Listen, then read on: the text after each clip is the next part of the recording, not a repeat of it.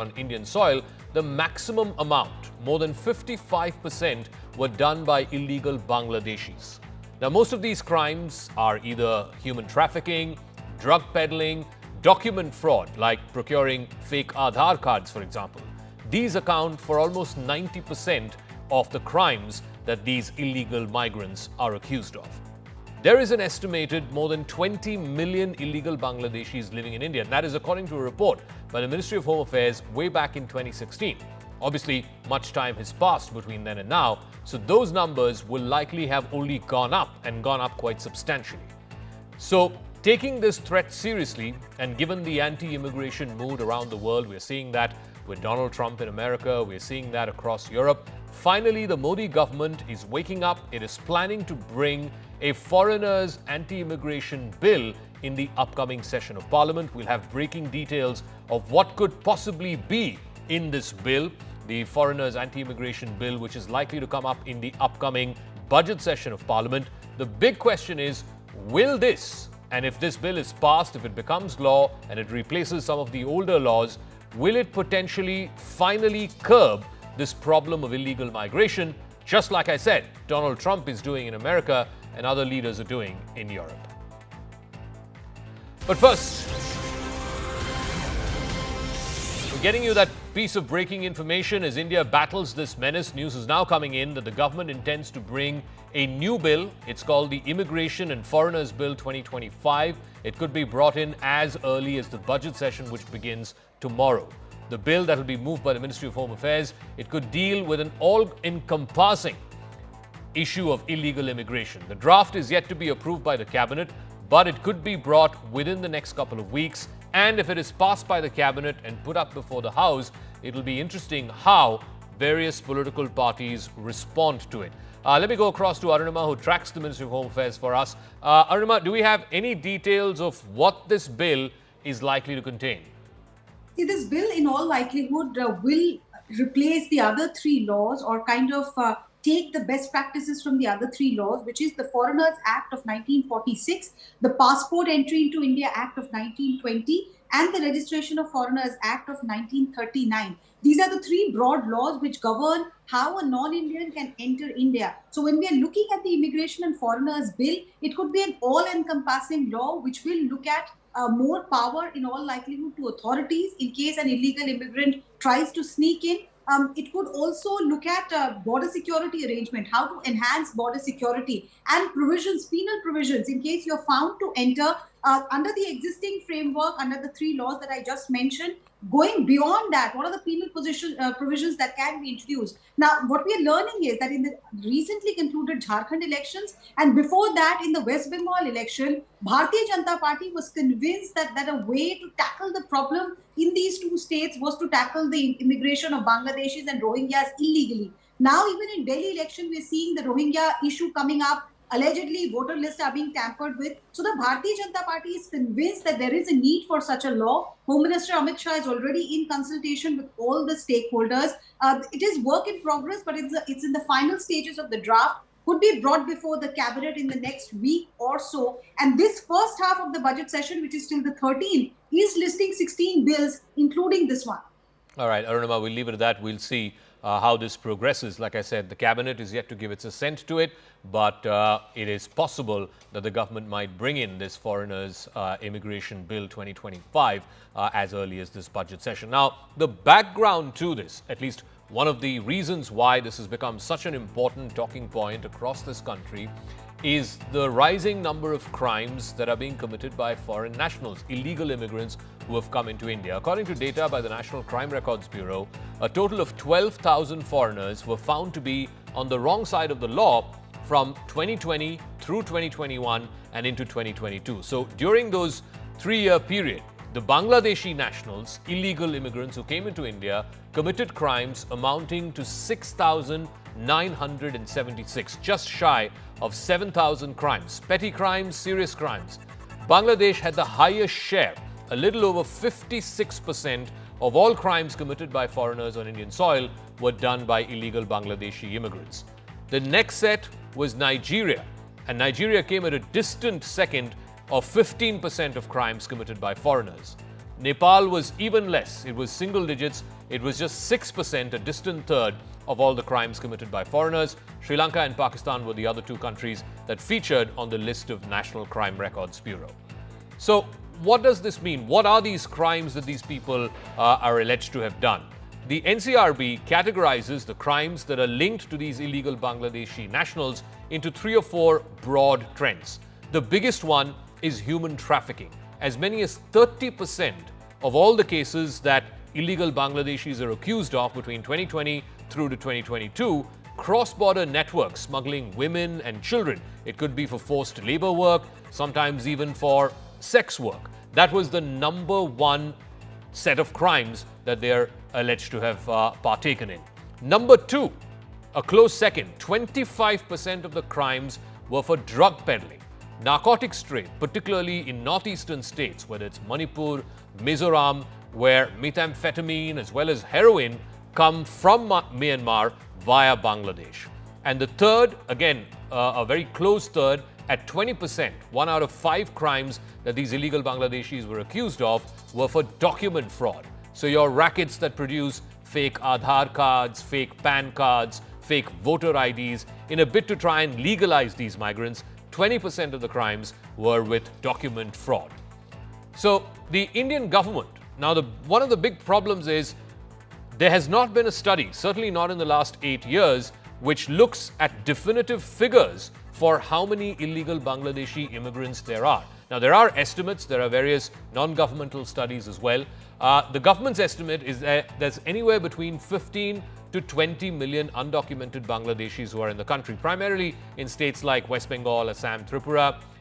The last study that we have was back in 2016. The Ministry of Home Affairs had conducted a study which cited 20 million illegal Bangladeshis. NGOs like the Assam Public Works, for example, say that number is much higher, at 30 million. If you were to go to official Census Bureau figures, the last census that happened in 2011, it recorded 7.1 million Bangladeshi migrants, but these are people who are staying in India legally. It excludes the illegal migrants. If you were to take the illegal migrants, it is, of course, like I said, it could run upwards of 20 million. Now, efforts to identify undocumented workers, whether it is the NRC that was introduced in Assam some years ago, I think in 2019, that's been mired in controversy. In fact, the 2019 NRC had found that there were 1.9 million people who were staying in that state illegally. That's 19 lakh people who were staying in Assam illegally, who had crossed over from Bangladesh over the last 30 or 40 years, but were staying there illegally. The problem is this: A, identifying them, and B, deporting them, because you can only deport them to their home country or repatriate them to their home country if the home country accepts that they are individuals or citizens from that country. So if you were to look at the NRC, even though it said there were 1.9 million people, in the calendar year 2022, just over 1,000 people were deported from India to Bangladesh. So that's the report from the NCRB. 55% of all crimes committed by foreign nationals in India are committed by Bangladeshis. And it's come to light in the back of what happened in the Saif case. This, of course, is for the year 2020, 2021. I want to go across to Sushant Sareen, Senior Research Fellow at the Observer Research Foundation. Thank you very much, Sushant, for speaking with us. The point is, 55% of the cases, that's roughly about 3,500 of the almost 6,000 cases that are committed by foreigners in India in the year 2020, 2021, according to the NCRB data, is done by Bangladeshi nationals. If they are found convicted of these crimes, why can't they be sent back to their home country? So, Zakka, there is one problem is that the home country has to be ready to accept them, which means that you have to actually prove that they are Bangladeshi citizens. And how do you prove it when our own system is so leaky that when these guys come in, the first thing that is done is that they get documentation done. And then to disprove that documentation becomes a bit of a nightmare. Secondly, there is this entire political lobbying which goes on in the name of this very sense of liberalism that you are targeting minorities in India. You're actually not targeting minorities in India. You're targeting illegal aliens in India. who happen to be from a certain minority community and who happen to be involved in crimes. So we need to be very clear on that particular count. Unfortunately, because it becomes a kind of a vote part of the vote bank politics of most political parties, which claim to be very secular, which they clearly are not. This becomes a matter, it becomes a big political controversy. And then, of course, partly for reasons of the legal processes that are involved, because you have to give due process of law. And because if the person has a documentation and you can't prove that he's a Bangladeshi national, then how do you get that permission through the courts in India? Because these guys will file cases out here. And then even if you manage to do all of that, the Bangladeshis have to be ready to accept. Now, the Bangladeshis claim that Bangladesh is such a happening country, it is like the Switzerland of the Indian subcontinent, that nobody comes to India for a job. We know that is not the case, and the estimates range from almost about 2 crore of people of Bangladeshi origin who are illegal immigrants in India. So that is a very real problem, and that's likely to become worse as we go forward. Because one of the things, Sushant, is the NDA government, Mr. Modi's government, now in its third term, in this upcoming budget session of Parliament, they're planning to bring in a bill called the Anti-Illegal Immigration Bill, whereby without court orders, they are planning to, put these guys in these temporary courts, much like what Trump is now doing in the US. And if they are found guilty of crimes, then they will be sent back to their home countries. Do you think it can be done in a country like India? I think it should be done. Can it be done? I'm a little skeptical, partly because this law will be challenged in the courts on constitutional grounds. And sometimes, our courts err on the side of, again, for liberalism, and they might strike down this law. That is one problem. Secondly, Zakka, we forget that in Assam, at least, there is a provision for putting these people in these internment camps before they are to be, expelled out of India. How has that worked out so far? It hasn't really. So there is, the way our administrative and our legal systems work, they actually incentivize illegal immigrants rather than disincentivizing them. And until and unless, we can develop some kind of political will, and this is not just about getting all the political parties together, because that's not going to happen. That's a mug's game. But what about the government which is in power? Why cannot it has enough executive powers if it wants to exercise those? Why does it not do it? All right, Sushant, we'll leave that part of the conversation there. We'll see how this plays out, if this new bill will actually help identify some of these illegal immigrants who are caught for crimes, convicted for crimes, and whether they can be repatriated to their home country. All right, I want to go on to our next part of the program, which is a tribunal of the Delhi High Court has extended the 5-year ban that was imposed on the pro-Khalistan separatist group, the Sikhs For Justice, which was founded by the controversial Canadian-American lawyer Gurpatwant Singh Pannun. The Ministry of Home Affairs last year had extended this ban under the Unlawful Activities Prevention Act. Days later, a tribunal was formed to adjudicate whether or not there is sufficient cause for extending the declaration of Sikhs For Justice as an unlawful association. Currently, there are over 100 cases, 104 cases against Sikhs For Justice. 96 of them have been registered by police of different states and union territories. 8 cases have been registered by the National Investigation Agency. Justice Anup Kumar Mendiratha, in his order, said that the evidence on record, along with the material that was relied upon by the government, proves beyond reasonable doubt, according to his order, that unlawful activities have been undertaken by the SFJ. And some of those activities intend very explicitly in the secession of a part of Indian territory. This has been found by a judge. Now, the union government has alleged that the pro-Khalistan group Sikhs For Justice is spreading anti-India propaganda. The centre filed a 350-page written submission before this UAPA tribunal. We now have access to some parts of that submission, the affidavit that's been filed. The centre said in July of last year that a recorded voice note was received on the landline of Defence Minister Rajnath Singh at his residence. The message was attributed to Gurpatwant Singh Pannun, It alleged that Sikhs were facing existential threats under the Modi government and warned members of parliament to stay home if they did not want to experience the Khalistan referendum.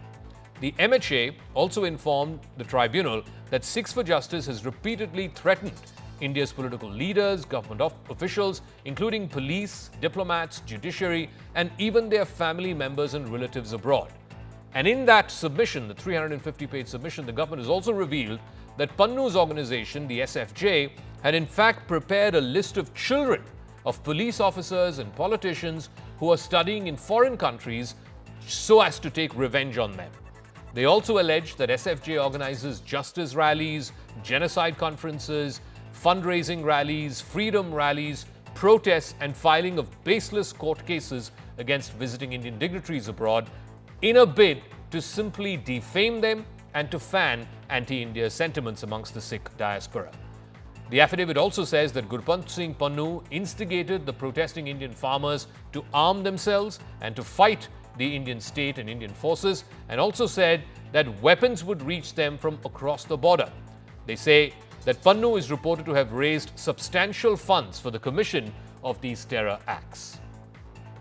Now, the central government has accused Sikhs For Justice, SFJ, of promoting terror activities in India and challenging India's sovereignty and integrity. The MHA has alleged that the pro-Khalistan group had misused cyberspace to radicalize youth. It cited Pannu's tirade against former Indian High Commissioner to Canada, Sanjay Verma, to bolster its charge that Pannu is threatening Indian envoys and government officials.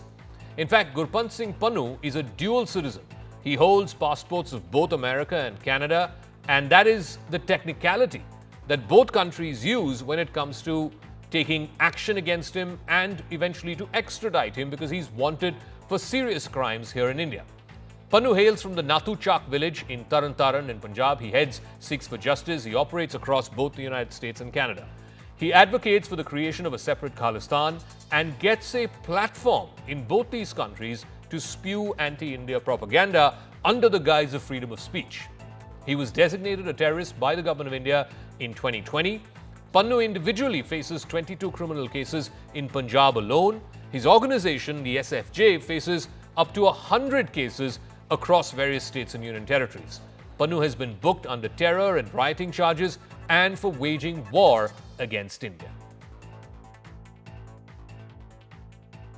So some startling admissions by the Home Ministry before the UAPA tribunal, where it asked for another 5-year extension on the ban on Sikhs For Justice, SFJ. Sushant Sareen from ORF continues to be with us. Sushant, so some of these things that they have mentioned in the affidavit, a pre-recorded message was sent to Rajnath Singh's residence with threats to bomb Parliament. SFJ apparently has a list of children of politicians and police officers who are studying in foreign universities to seek revenge. This man is wanted for more than 100 crimes. 100 FIRs have been registered against Pannu here in India. Why isn't he being put on a flight from New York to Delhi? No, I think the relevant question, Zakka, would be why isn't he being prosecuted in either the United States or in Canada? Because clearly what he's indulging is falls within the ambit of terrorism. It's partly transnational repression of a different kind, because he's threatening Indian citizens who legally go to the United States to study or to work or do business or whatever, or in Canada or in Australia. He and his thugs are threatening their safety, and that clearly should fall within the ambit of criminal activity. So one is, the question needs to be directed to these governments. Secondly, there is a sense in India increasingly that, at least I don't know if it will change under the Trump administration, but that within the American system there were certain protections being given to this guy. Whenever we take up this matter with our American interlocutors, we are told that, you know, this guy is very smart. He stays within the ambit of law. Whatever he says publicly, he does not cross those red lines, which is utter nonsense, because very clearly he has threatened to bring down Indian Airlines. It's a very clear threat. Very clearly he has carried out activities which are not by any stretch of imagination just political dissent or political activity. And yet, if nothing is happening, then it means that he is being protected, he is being supported by elements within those establishments, partly maybe as a leverage against India or whatever that might be. All right. The third factor is that he and his bunch have used lawfare against Indian officials. So, for example, they filed cases in the civil courts, they filed cases against the NSA, against other top Indian officials. And quite clearly, so they're using the legal system, or rather misusing the legal system in some of these countries for this purpose. And finally, Zakka, at least insofar as Canada is concerned, it's a political issue. This bunch of people, the Canadians seem to think that Khalistanis all Sikhs are Khalistanis, which is clearly not the case. And they seem to think that the Khalistanis, because they have influence, their votes are required in about 30-35 seats. And that is the difference between forming a government and sitting in opposition. So they are all kind of reaching out to this element, appeasing them. So it becomes even more difficult because it becomes part of the the Canadian political system. They've inserted themselves in the administrative system, in the political system. So there is a great amount of reluctance to throw the book at these characters. All right, Sushant Sareen, we'll leave it at that. Thank you very much for joining us and putting both those issues in perspective for our viewers. All right, a Chinese startup called DeepSeek released R1, which is an open source artificial intelligence model which is sending shockwaves through Silicon Valley and beyond. And this one word, DeepSeek, is actually breaking the internet. And amidst all this noise and buzz comes a big message from the Union IT Minister Ashwini Vaishnaw, who was speaking to reporters today. The Indian government has said it's decided to build a domestic large language model of its own. This is part of the 10,000 crore India AI mission. Minister Vaishnaw also announced that India will start AI safety institutions. But the most important announcement from the minister was that India will soon host Chinese AI startups like DeepSeek on Indian servers, so which means the user data of Indians will be stored by foreign companies locally and will not be allowed to be transferred across borders. We are practically doing, for example, Llama is already stored implemented on the Indian server. This is an architecture which is based on a paper which was published about almost 15 or 20 years back. There will be models of various types. There will be multiple foundational models. There will be models which are sector specific. So what is the significance of hosting AI models like DeepSeek on Indian servers? It would be a huge relief for Indian consumers because India's push for local data storage is guided by what is called the Digital Personal Data Protection Act of 2023. Now, the government of India, by asking DeepSeek or any other AI model out there to host its services locally on Indian servers, this is what the government wants to do. Number one, it wants to address data privacy concerns. What this would do is ensure very strict controls on cross-border data transfers. There will be better control on these cross-border data transfers, particularly when it comes to Chinese-built AI apps like DeepSeek. So DeepSeek would need to adhere to India's data protection norms, including the law that I just mentioned that was passed in 2023. It also means that there has to be explicit user consent as well as restrictions on sharing user data abroad without any safeguards whatsoever. So the data is stored in India, which means theoretically it shields Indian consumers, Indian users and their data from foreign government requests. It means also that whenever this company or any other company is asked to surrender that data to the Indian government authorities for national security purposes, then they have no choice as per law but to turn over that data. As per the Union IT Minister, this would also enhance India's AI capabilities. It would give India more leverage when it comes to developing its own large language model. Now, currently, you are able to use DeepSeek here in India, but the Indian government has no control over the data that is being shared on this platform. For starters, you have to give your email ID or your phone number, which is needed to access this artificial intelligence platform in the first place. So there are concerns whether the query routing is actually going to China. So every time you ask a query, every user query that is asked to DeepSeek could potentially travel to Chinese servers for processing of that data. Now, whether or not that data is stored in China, that is up for debate. But if it is, even if some of that data potentially could be stored in Chinese servers, then that becomes vulnerable to Chinese laws. So, which means there are significant privacy risks for Indian users and their data, even if some of it is hosted and stored in Chinese servers or any other foreign server for that matter. In fact, Chinese tech firms often face scrutiny because they have very close links to the Chinese Communist Party and to state surveillance. Even now, for example, if you were to ask DeepSeek about what happened in Tiananmen Square in 1989, or if you were to ask DeepSeek about the 1962 India-China war, it gives you very evasive reasons. The most classic example is that of TikTok, one of the largest short video apps in the world. It's of course banned here in India. Even in the United States, it has just managed to circumvent a congressional ban, because President Trump has given it 30 days to get part American ownership of ByteDance USA. So TikTok has faced global bans, including here in India, over fears that user data of the users who are using TikTok is being shared with China and even temporarily being stored on Chinese servers. Chandra Ranganathan is the startup and digital editor of Money Control. She breaks down this issue in layman's language as to why the Indian government, the Indian IT ministry, asking AI apps like DeepSeek and other AI apps to store data locally here in India on Indian servers, why this is a significant decision.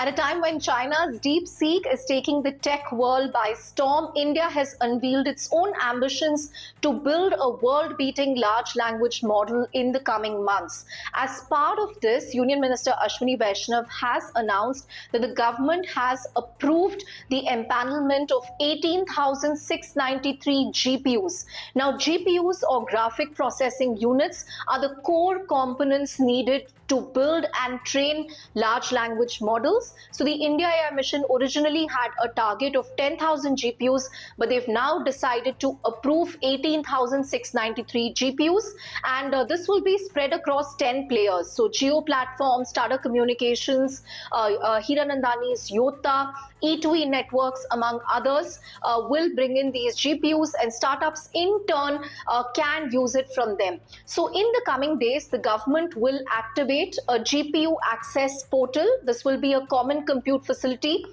where people who need GPUs can register and rent GPUs from these players. In terms of the cost and subsidy as well, the government has tried to make this as competitive as possible. So if you want to rent, a high-end GPU for an hour, it might cost about ₹145 rupees. For a low-end GPU, it will be 115 rupees per hour. And on top of that, the government will also give a 40% subsidy. So that will bring down the cost of using a GPU an hour to $1 compared to the global rate of $2.5 to $3. So the government wants to make it as attractive as possible to encourage more startups, AI founders, academia to access these GPUs and build models. Now, in terms of the other important announcement, the minister also spoke about China's DeepSeek. Now, while it's been gaining a lot of attention, it's been sending jitters in Silicon Valley, there is also concern about data going back to China. But the minister clarified that, remember, this is an open source model like Llama. What that essentially means is DeepSeek has made the weights or the math that go behind the AI model transparent. So wherever you're sitting in the world, you can download it, host it on your local server, so that any search or prompt query that you enter on DeepSeek is stored locally on your servers and it doesn't go back to China. All right, let me go across also to Jibu Elias, who's an artificial intelligence expert. Jibu, can you try and explain this to our viewers in layman terms, like you would explain to an 8-year-old? Why is local hosting of data that's being partaken on Chinese AI apps like DeepSeek, for example, why is the local hosting of that data on Indian servers important? So, Zakka, the fundamental thing here is DeepSeek has to follow the Chinese law. If you look at the terms and service, it's not just about hosting the data there, it's about following the Chinese law. Now, this comes to this first question of sovereignty and security. How Indians and the data from India should be kept. We should have a say on it. And especially, like you pointed out before, some of the answers it gives. For example, look at the case of Arunachal Pradesh. It's mumbling when we ask about Arunachal Pradesh and other states of India, like other territories of India, like Aksai Chin. So, hosting AI models on data servers is critical for something called data sovereignty. Our own data, we will keep it here. It will follow Indian laws. We don't want China to take it, and ensuring that this data is not at a risk of foreign surveillance. Secondly, something we call strategic independence, right? While we are integrating international AI solutions, we must build our own AI capabilities, and that is for not to have an over reliance on external technologies. We just saw when Biden passed an executive order how that could have affected India in long term, but that has been resented by Trump. So, and thirdly, how this framework, how this framework we put in place will impact our own data capabilities, our own citizens, and our own sovereignty. So that's why it is important that we run it on our own local servers. Mostly important for our own security and sovereignty. But Jibu, also the other decision that was taken by the government today was to import a large number of these GPUs. Why are those GPUs so important for India also to build its own large language model? Yeah, so GPUs are fundamentally important to train these AI models, and there has been something called compute gap, and that's something that has prevented us from, or many other countries from taking the same kind of expertise or same kind of innovation as US has done. And as part of India AI mission, this GPU procurement has been a major component that we set our sight on. So that's why it is critical. If you want to train new models, if you want to build new models, we need GPUs, because GPU has the ability to run multiple trainings at the same time. It is separate from what we know as CPUs. So that's why it is very critical. And I think we need to procure more GPUs at this point. Even 18,000 or 20,000 doesn't cut. From what I know, DeepSeek is trained on more than 50,000 GPUs, which is not. They are not revealing that real number. But they say they have trained it on 2,000 or 2,500 GPUs. Yeah, so they say that they have an import restriction. So what I'm hearing is they have procured a lot of GPUs before this restriction, which are H100, which is the advanced one, and they have been procuring from Singapore more GPUs in the last few years as well. So, but they can't put it out on the numbers. That's a problem, because that will open up a lot of questions. And finally, very briefly, so the Americans have OpenAI and ChatGPT and Llama and what have you. The Chinese now have this DeepSeek, and I believe Alibaba has come out with a new artificial intelligence app. What do we have, and how soon do we get our own, path-breaking large language model app? I think we have some fantastic startups like Sarvam, who has been doing some phenomenal work when it comes to local languages. But I think we shouldn't be looking at a direct competition with US and China. China has been leading AI research for the last 2-3 years. So it's a matter of we look into our own way of building AIs, how we can build on top of these models. Like, for example, DeepSeek can be run locally. And I think we have a perfect AI strategy, 2018, what we have created.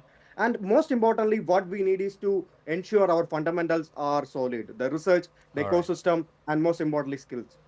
Okay, Jibu Elias, thank you very much for joining us and putting that issue into perspective for our viewers. We'll see, and we'll be keeping a close eye out on how India plays this AI game, because this is really the technology of the future. This is really the game of the future. And if you're not in it, if you're not a serious player in this, you stand to lose out in the strategic value henceforth as well.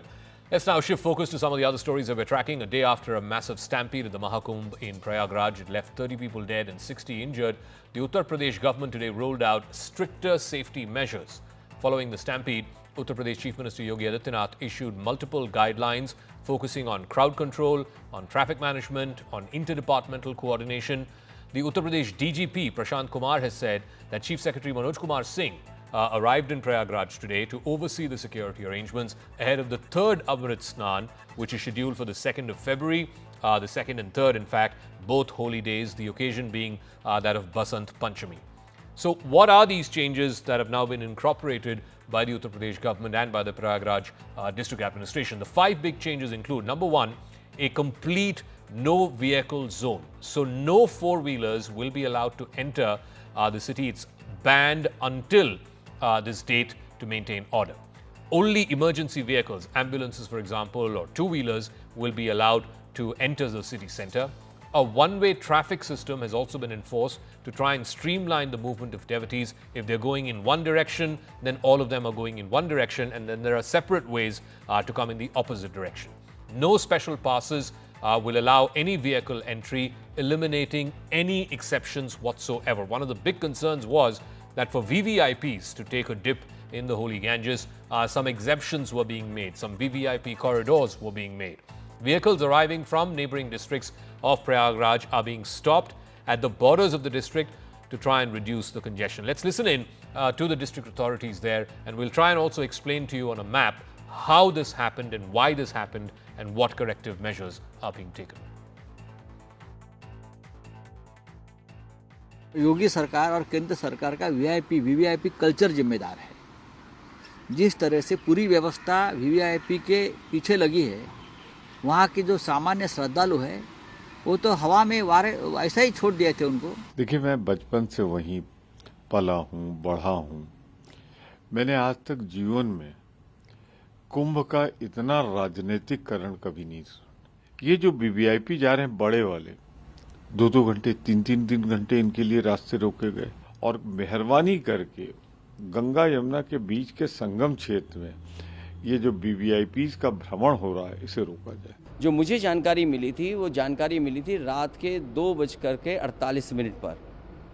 अगर मुझे सूचना मिल सकती है 2:48 पर, तो सरकार को तो सूचना रही होगी। ये दुर्भाग्यपूर्ण है, इसलिए दुर्भाग्यपूर्ण है क्योंकि सरकार खुद न्योता दे रही थी, सरकार खुद कार्ड बांट रही थी, और सरकार अगर कार्ड बांट रही थी, जो कुछ हुआ है उसमें सरकार की जिम्मेदारी है।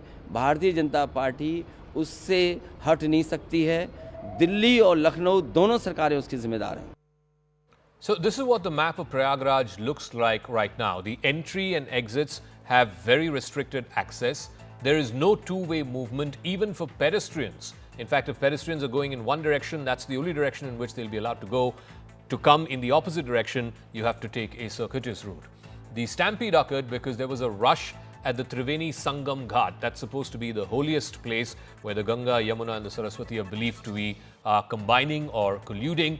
It is believed to be the holiest place of the entire 3,000 kilometer stretch of the Ganges. But as you can see, it's not just the Sangam. There are several other ghats where the devotees can take the holy dip. In fact, one of the first things that the Yogi administration did, as well as got a lot of the sadhus and sants to say out publicly, was to appeal to the devotees to not all crowd at the Sangam or move in a crowd towards the Sangam. The entire river, as they said, is Amrit, and you can take a holy dip anywhere during the course of that river. That's the advice that's coming in from the administration and the Chief Minister himself. Amit Kumar Singh is joining us live from Prayagraj. So, Amit, आज के जो changes लागू किए गए हैं, उससे क्या फ़र्क पड़ा है ऑन ग्राउंड पर, और क्या वहाँ की स्थानीय प्रशासन जो है कॉन्फिडेंट है अगले जो स्पेशल ओकेजन्स जो आएंगे बसंत पंचमी के 2 तारीख और 3 तारीख के लिए, जहाँ भीड़ इकट्ठा होने की संभावना है, कॉन्फिडेंट है वो लोग कि वो क्राउड्स को कंट्रोल कर पाएंगे?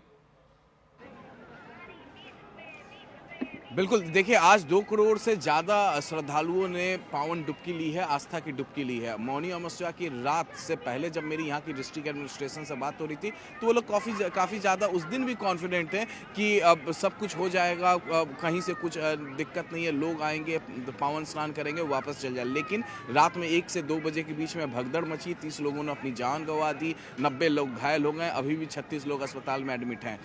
अब जो नो व्हीकल जोन किया गया है, वीवीआईपी कल्चर बिल्कुल ख़त्म कर दिया गया है, जो नए मेजर्स लिए गए हैं। अब जो रास्ते हैं एक तरफ से जाने के लिए है संगम के तरफ, एक तरफ से आने के लिए है। इसके अलावा नई व्यवस्थाएं जो ये सब लागू हुई है, इसके अलावा जो भीड़ जो थी श्रद्धालुओं की, वो केवल संगम नूस पर स्नान करने के लिए जाना चाहती थी, पावन डुबकी वो संगम नूस पर लेना चाहते थे, लेकिन नहीं, अब 40 और भी घाट है। अब लोगों का रुझान जो है 40 घाटों की तरफ भी है। जिस तरीके से धर्माचार्य और और जिस तरीके से जो मुख्यमंत्री योगी आदित्यनाथ ने श्रद्धालुओं से अपील की कि सभी घाट जब गंगा यमुना सरस्वती एक पॉइंट पर मिलते हैं, जैसा कहा गया है हमारे वेद शास्त्रों में, उसके बाद वो जो है अमृत पानी जो है वो जल जो है वो आगे की तरफ बढ़ा, किसी भी घाट पे आप स्नान कर सकते हैं। तो आज जो 2 करोड़ 10 लाख श्रद्धालुओं ने स्नान किया वो सभी घाटों में स्नान किया और उस तरीके से भीड़ एक जगह नहीं दिखी है। अब डिस्ट्रिक्ट एडमिनिस्ट्रेशन कॉन्फिडेंट है कि अब भीड़ जो है एक जगह नहीं दिखेगी और बसंत पंचमी के दिन जो अखाड़े जिस टाइम से निकलेंगे, यानी सुबह 6 बजे उनको संगम घाट पर पहुंचना होगा, तो अपने एक्चुअल टाइम पर पहुंचेंगे और शाम तक वो संगम घाट पर अपना पावन डुबकी लेंगे। तो वहीं दूसरी तरफ जो श्रद्धालु हैं वो अपने दूसरे घाटों पे वो स्नान करेंगे और श्रद्धालु जाहिर तौर पे नागा साधु वगैरह को देखने के लिए जहां से उनका मार्ग बनाया जाता है, रास्ता बनाया जाता है, उन रास्तों पर दोनों तरफ वो खड़े हो रहेंगे और देखेंगे। तो डिस्ट्रिक्ट एडमिनिस्ट्रेशन अब बिल्कुल कॉन्फिडेंट है, क्योंकि पहले से ही महाकुंभ एरिया में अगर हम बात करें तो यहाँ पर 10 जिला अधिकारी यानी डिस्ट्रिक्ट मजिस्ट्रेट नियुक्त किए गए थे। अब उसके अलावा एडिशनल मुख्यमंत्री योगी आदित्यनाथ ने और 5 स्पेशल सेक्रेटरीज को नियुक्त किया गया है क्राउड मैनेजमेंट का। इसके अलावा 2 ऐसे अधिकारियों को नियुक्त किया गया है जिनको कुंभ का एक्सपीरियंस है। तो अब पूरी तरीके से कॉन्फिडेंट दिख रहा है डिस्ट्रिक्ट एडमिनिस्ट्रेशन। आज हमने देखा किस तरीके से बैरिकेटिंग करके पुलिस के जवान हों, चाहे एसडीएम्स हों, तहसीलदार हों, वो तत्पर थे, वो हर किसी को गाइड कर रहे थे और हर कोई कॉन्फिडेंट है कि बसंत पंचमी का जो पावन स्नान होगा वो जिस तरीके से मकर संक्रांति का स्नान गुजरा, जिस दिन 4 करोड़ लोगों ने पावन डुबकी ली थी, ठीक उसी तरीके से बढ़िया तरीके से बसंत पंचमी भी बीतेगा। जी ऑलराइट, अमित कुमार सिंह, बहुत बहुत धन्यवाद हमारे साथ जुड़ने के लिए। Live from Prayagraj for us, Amit Kumar Singh, our colleague, reporting on the changes that have been made in the aftermath of yesterday's terrible tragedy. 5 days to go before the voters of Delhi cast their ballot, and the face-off over the alleged poisoning of Yamuna waters is getting bitter, it's getting shriller, and it's getting deeply personal. Arvind Kejriwal today launched a scathing attack on the Election Commission after the poll body rejected his explanation. The AAP national convener accused the election commissioner, the chief election commissioner in fact, of being biased and playing politics by sending him a notice over this issue. Kejriwal even said that the chief election commissioner, Rajiv Kumar, wants a post-retirement job. He even dared Rajiv Kumar to drink water from the Yamuna to drive home his point that the Yamuna water is being poisoned. Aam Aadmi Party has been citing the level of ammonia in the river water to substantiate its poisoning claims, but increased ammonia levels is a recurring problem in Delhi during the winter months. Every November, December and January, ammonia levels go up and it naturally comes down when there are pre-monsoon showers in February and March, and of course certainly when the monsoons hit post-June and July, the ammonia levels naturally come down. It's a consequence of the amount of water that flows in the Yamuna into Delhi and out of Delhi. So the question then is, why has Arvind Kejriwal taken up this issue now? As far as both the BJP and the Congress are concerned, this reflects Mr. Kejriwal's desperation because he knows, according to them, that he's losing the Delhi elections. मैं 3 बोतलें election commission के लिए भी भेज दूंगा। हमारे पास 20 बोतलें हैं, कल रात को हमने लैब में बनवाई है। 20 बोतलों का पानी मैं 3 बोतलें राजीव कुमार जी को भेज दूंगा। वो प्रेस कॉन्फ्रेंस में तीनों इलेक्शन कमिश्नर पी के दिखा दें, हम मान जाएंगे कि हमने गलती की है। एक प्रदेश को दूसरे प्रदेश से लड़ाने का काम, यह क्या राष्ट्र विरोधी काम है कि नहीं है? ये सोरोस के व्यक्ति बन रहे हैं कि नहीं बन रहे हैं? ये सोरोस के एजेंडा को फॉलो कर रहे हैं कि नहीं कर रहे हैं? मित्रों, ये अर्बन नक्सल, ये देश को कमजोर करने वाले, इस तरीके के वक्तव्य देने वाले नेताओं को राजनीति से इनकी छुट्टी करने का दिन 5 फरवरी है। याद रखना, 5 फरवरी। पानी को फिल्टर करने की जिम्मेदारी उनकी है, वो कर नहीं पा रहे हैं और उनका ध्यान बहाने बनाना। More than 60 people have died after an American Airlines regional passenger jet collided with a U.S. Army Black Hawk helicopter and crashed into the frigid Potomac River near the Reagan Washington National Airport. After a fireball explosion, you can see that on the right side of your screen, both aircraft shot into the icy Potomac River. U.S. Transportation Secretary has said that this crash was absolutely preventable. The same airport was the scene of a deadly crash in 1982 when an Air Florida flight took off, but it quickly plummeted, hitting the 14th Street Bridge and crashing through into the ice on the Potomac River.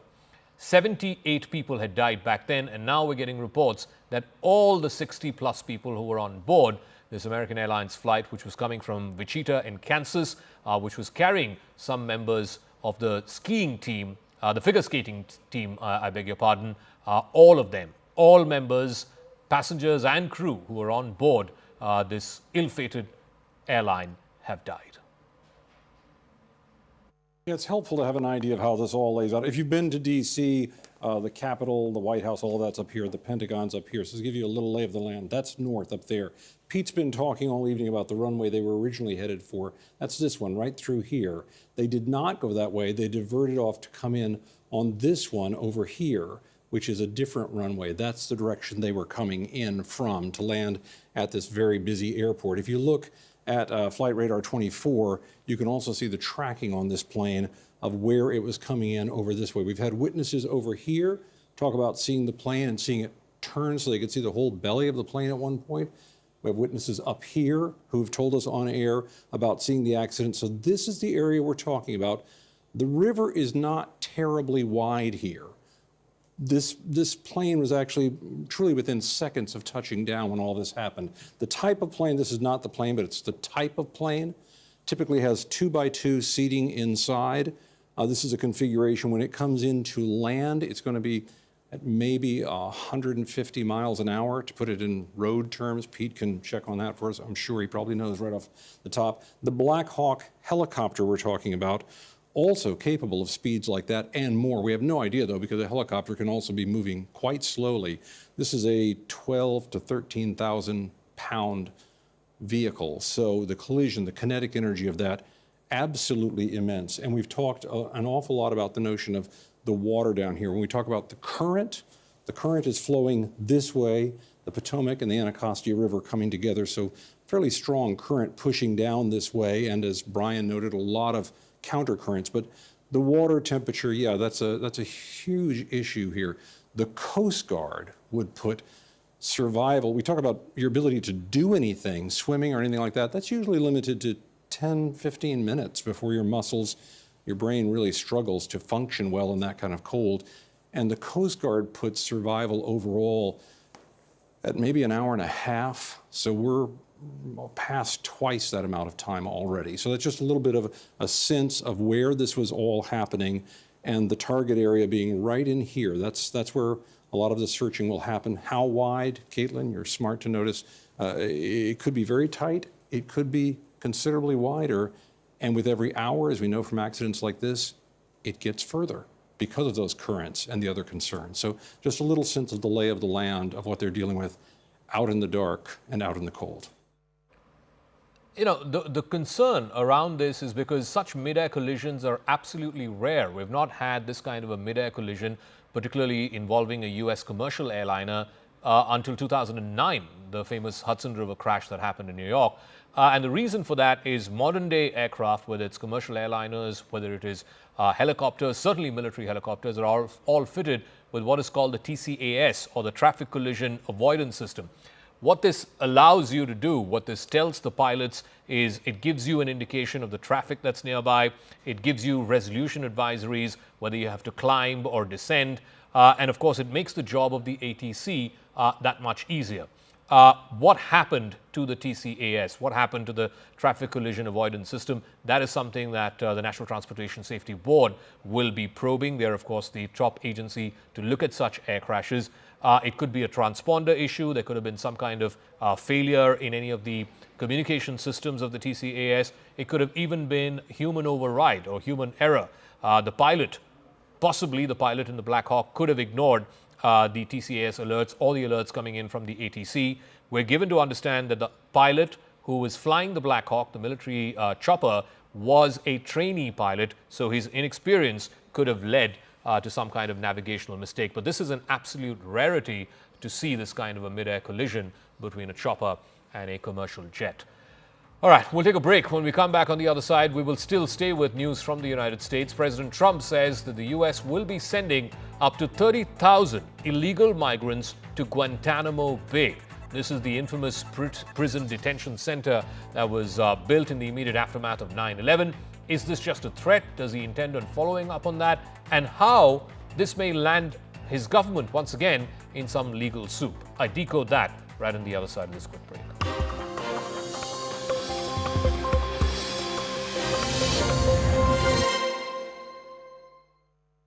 बात जब अपने So finally, the Vande Bharat train is in Kashmir, and today, as part of the trial, the train is right now going through this picturesque valley of Kashmir. And my VJ will show you outside these snow-capped mountains, and the sort of mesmerizing view that I'm going to witness on this train journey is unimaginable. It's a trial run of Vande Bharat train, and historic one, given the fact that for the first time, J&K, particularly the Kashmir Valley, actually is going to get connected by train to the rest of the country. It was in the 70s for the first time Jammu got connected with the train to the rest of the country. Before that, history has that it used to go to Sialkot, which is in Pakistan. But now, for the first time, the railway has finally got the Vande Bharat train. You will notice here it has been specially designed. These windows are heated, so if there is snowfall, it will ensure that there is no snow that hampers your view.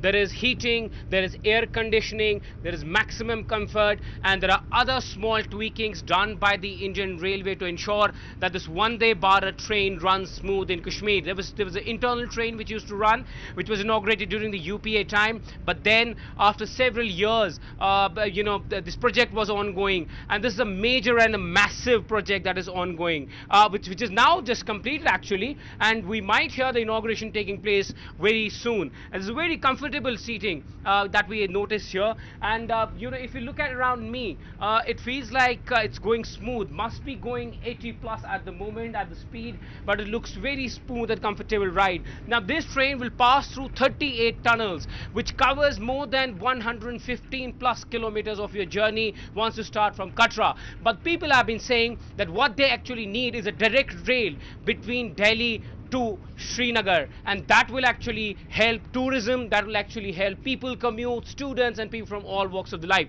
But nonetheless, this project is landmark and historic, which will soon be inaugurated, and the country will have for the first time access to Kashmir through the road link, and people would have to actually buy air tickets during the winter time at a very high cost. But now with the train coming to Kashmir, you will have comfort and luxury to travel outside. But there are issues. People want the train should come to Kashmir directly instead of stopping in Katra, and it should directly come to Kashmir.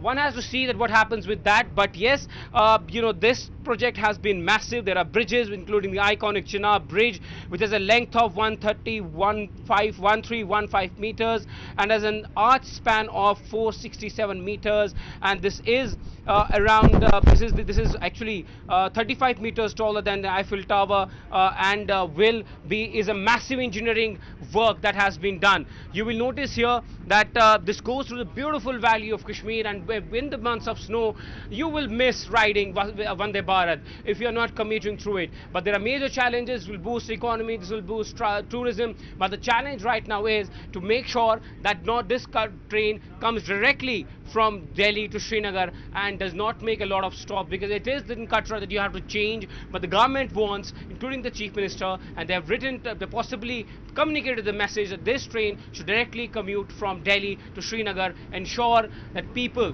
get the best of travel. And so I'll show you one more thing. My VJ will come with me. You'll see, as part of the security, CCTV cameras are placed around everywhere.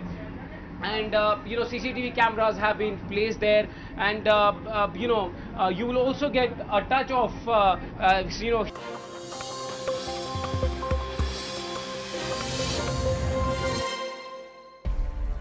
A controversial new chapter unfolds in US immigration policy as President Donald Trump announces plans to repurpose Guantanamo Bay. Now, this is a facility that is synonymous with the war on terror. It was used to detain thousands of terrorists, and now Trump wants to repurpose it to detain migrants. But the big question is, will this strategy work? And what does it mean for America's legacy on fighting terror and balancing human rights?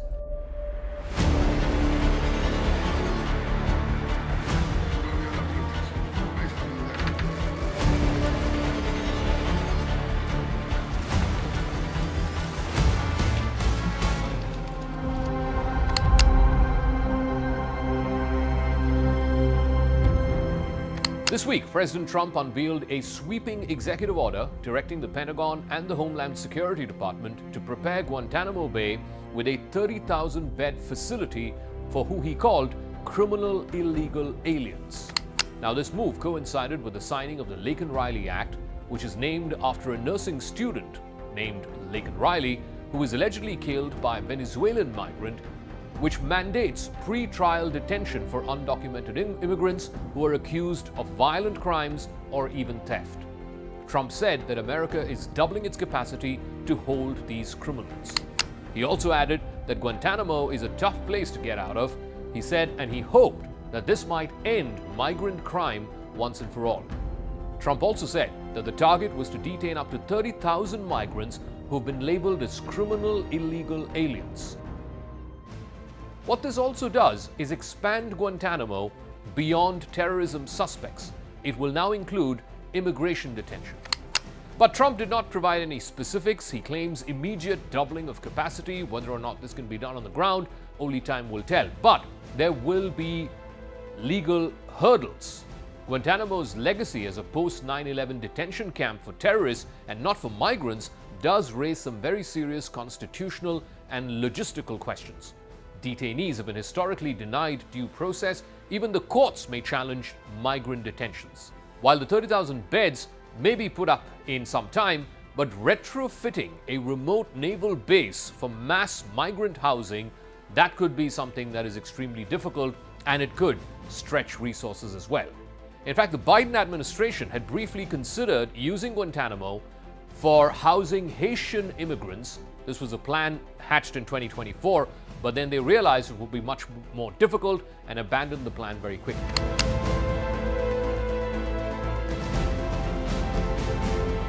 Trump's second-term crackdown has begun quite swiftly against who he calls illegal aliens. In his first 10 days, the Immigration and Customs Enforcement Department, or ICE, which comes under his border czar, Tom Homan, has arrested more than 500 migrants, including a suspected terrorist as well as gang members. They've also reportedly deported hundreds of these illegal criminal aliens via military flights. In addition to the arrests of more than 500 gang members and sex offenders, there are other illegal deportees who've also been lodged in temporary jails. Thousands have already been deported to countries like Mexico, Guatemala, Colombia, Brazil, and El Salvador. These stats highlight a broader trend towards aggressive immigration enforcement under Trump's second term. However, critics argue that such measures often lack due process and sometimes it can lead to unjust outcomes.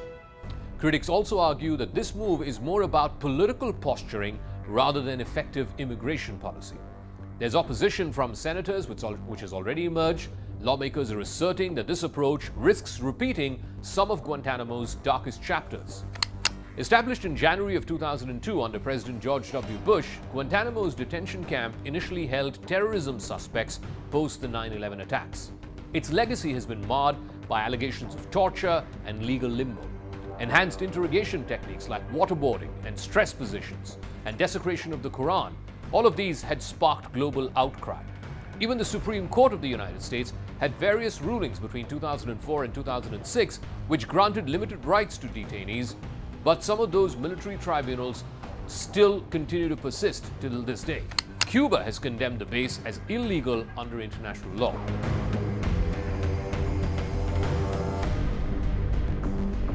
Every president since George W. Bush has pledged to close down Guantanamo. None of them have succeeded. Obama had even called it a stain on our national honor. Biden tried to shut it down. He couldn't either. So did Trump, but now he wants to use it for other purposes. So then the question is, why exactly did past presidents fail to shut down Gitmo? There are significant congressional blockades. There are outright bans that Congress has imposed on transferring any of those detainees to U.S. soil. There are also relocation challenges. Countries often refuse repatriated detainees. There have been umpteen instances where Cuba has done the same. Most recently, Colombia has done the same. And then, of course, there is the lack of political will, which means post 9/11, security fears often override any effort to reform. The expansion of Guantanamo Bay's role also raises critical questions about how far America is willing to go in its pursuit of security, because clearly this is going to be at the expense of civil liberties. The backlash from civil rights organizations and legal experts is only likely to intensify as more details emerge about how this plan is going to be implemented. Activists argue that using Guantanamo as an immigration detention center would set a dangerous precedent. As Trump's plans face court battles and bipartisan backlash, Guantanamo's new role tests America's balance between security and human rights.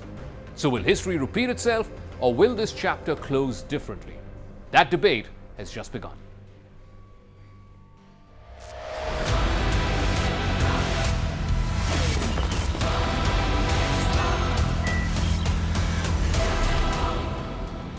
We're live from the CNN News 18 primetime studios, brought to you by Green Lamb Laminates. Viewers, look at the screen. You will notice three disparate sets of visuals and you'll wonder why they've been put together in this manner. But there is a context, and I will break that down for you, viewers. One of the issues Donald Trump is tackling first to make America great again is to curb illegal immigration. Trump wants to put Americans first, and Americans agreed and voted for him. One of the first executive orders Trump signed, and you can see him making that signature, was to declare a state of emergency at US border with Mexico and deport illegals. He may well be quoting from Prime Minister Modi's book. For a while now, the BJP led by Modi